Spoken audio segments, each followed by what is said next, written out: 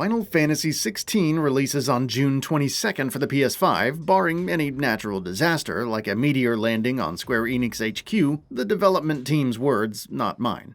As the first mainline title since 2016's Final Fantasy XV, it's generated endless amounts of hype throughout the years, which has reached a fever pitch in recent months. A lot is changing from the overall tone and atmosphere, thanks to a gritty medieval fantasy setting, to the combat and world design. But how does it compare to Final Fantasy XV, which also took liberties with the norms when it launched back in the day? Let's look at 15 of the biggest differences you should know about. More mature story.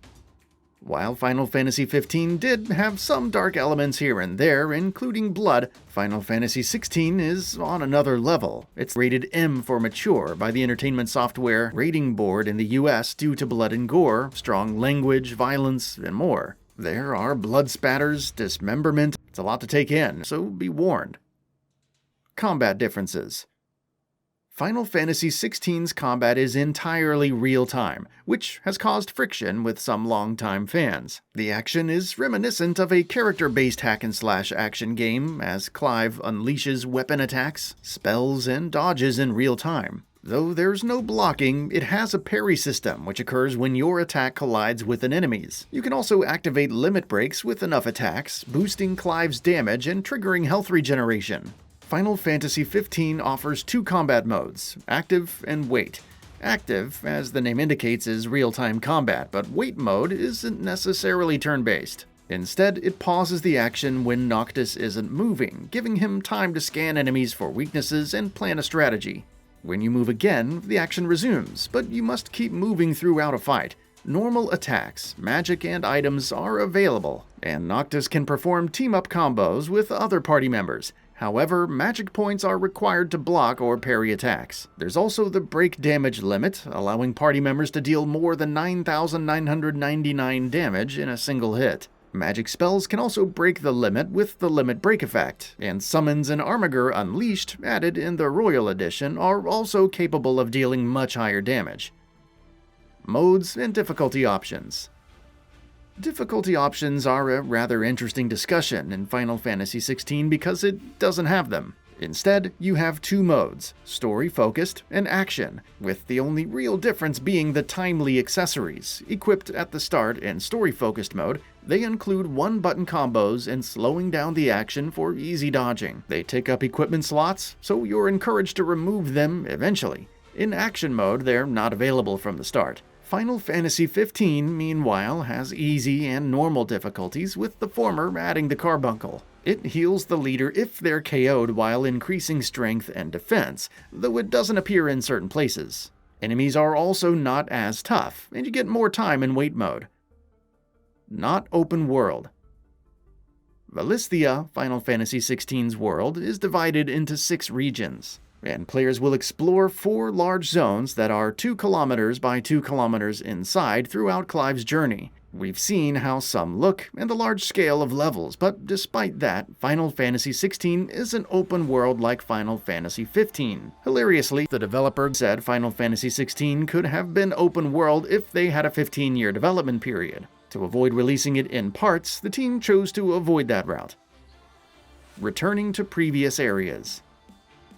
Despite not being an open-world game, Final Fantasy XVI does let you return to previously explored areas. In addition to completing any pending side quests, new quests will also open up, so you're encouraged to return to previous areas. Final Fantasy XV also lets you return to older areas, though there is a section where you're locked into the narrative, and a point of no return around the end. Whether Final Fantasy XVI has the same is unknown. Only one playable character. When Final Fantasy XV launched, you were stuck playing as Noctis and couldn't switch between characters in battle. While an update would change this, letting players control Gladiolus, Prompto, and Ignis, Final Fantasy XVI has only a single controllable character. Clive is joined by other party members, like Sidolphus and Jill, during his adventure, but you only control him throughout. Torgal also remains by his side and can be issued commands for healing and attacking in combat. Icons versus summons. Instead of summons, Final Fantasy XVI has icons. You still have all the classics like Ramuh, Ifrit, Bahamut, Phoenix, Garuda, Odin, Typhon, etc., but they're not summonable per se. Instead, they're tied to various dominants, who serve as their hosts and occupy positions of power in each region. Benedicta wields the power of Garuda, Dion controls Bahamut, and so on. So you won't be summoning them to your aid, at least based on what we currently know. Iconic abilities. Somehow, Clive can wield powers from each icon. He can unleash homing lasers like Bahamut, a dimensional slash like Odin, launch enemies into the air with Phoenix's flaming wing, and slice enemies multiple times with Garuda's claws. In Final Fantasy XV, Noctis could call on summons under different conditions, but that's pretty much it. He still has various combat benefits available via the Ascension tree, like phasing through enemy attacks, with split-second guarding, and breaking demon appendages with his Warp Strike. Icon Battles. Final Fantasy XV saw players battle summons as Noctis, with unique set pieces like the battle with Titan remaining fresh. Final Fantasy XVI mixes things up in several ways. Not only will Clive fight against the Dominants, who utilize their icons' powers in different ways, but also transform into Ifrit and go toe-to-toe with other icons in massive battles. These battles vary in unique ways, from shoot-'em-up sequences to wrestling matches, and have multiple sections. There's also times when Clive in his human form will fight against an icon, though these are likely one part of the larger icon battles. Arcade Mode. When visiting Final Fantasy XVI's Hideaway, the central hub for Clive and friends, players can use the Arete Stone to access the Hall of Virtue to train. Final Fantasy XV offered training at camps players set up, with party members available to fight against and even guests, like Arania. However, Final Fantasy XVI also has an arcade mode, where you can replay previous stages and showcase your combat prowess to earn a high score. There are several levels of difficulty, including the highest level, which is, quote, one of the hardest things that we want to challenge our high-end users to see how far they can get, end quote. As per the developer, you can also check your scores against other players via global leaderboards. Game Engine. Though it started development on Crystal Tools, Final Fantasy XV shifted to the Luminous engine, which would serve as the namesake of Luminous Productions, and used to develop Forspoken. It has its share of issues, as anyone who has played Forspoken will tell you, but the engine is built primarily for open-world titles. Final Fantasy XV's engine is somewhat of a mystery. Square Enix told YouTuber Skill Up in February that it wasn't running on Luminous Engine or Unreal Engine. In an interview with WCCF Tech, the developer said it's using an, quote, engine we've created specifically for Final Fantasy XVI, end quote, development.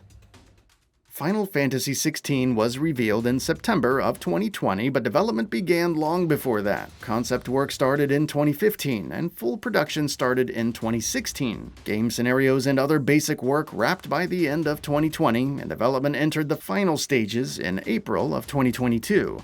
It officially went gold on March 31st, almost 3 months before release. All in all, a long but rather smooth development period, even with Japan suffering from the pandemic multiple times over recent years.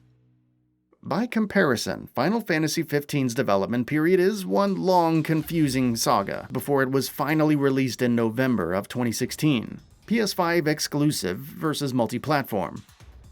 To go with its tumultuous development, Final Fantasy XV went from a PS3 exclusive to a multi-platform release, launching on Xbox One and PS4 before eventually coming to PC.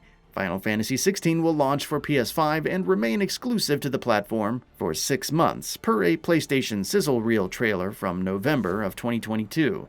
Yes, the first reveal trailer did claim a PC release, and while the developer has expressed interest in the same somewhere down the line, this is a PS5 exclusive for now. Playtime. Even before all of the updates, Final Fantasy XV was a big game at launch. According to How Long to Beat, it takes about 28.5 hours on average to beat the story, which goes up to 55 to 56 hours with side content. And that's not counting all of the DLC or hours needed for a completionist run. By comparison, Final Fantasy XVI focuses more on its main scenario, requiring about 35 to 40 hours to complete. However, delve into the optional side content and you could spend around 70 hours in total. As per the developer, again, that should be higher when full completionist details are available, so keep that in mind. It's also worth noting that despite the extensive side content, there aren't any hidden optional dungeons. The developer told IGN that some dungeons are, quote, off the field, and you go deep down, end quote. But these connect to the story. He also considers them, quote, expertly crafted dungeons. We created these as great places. We want players to go there, and so we're going to give reasons for players to go there. We didn't want to create something that most players may not even find, end quote.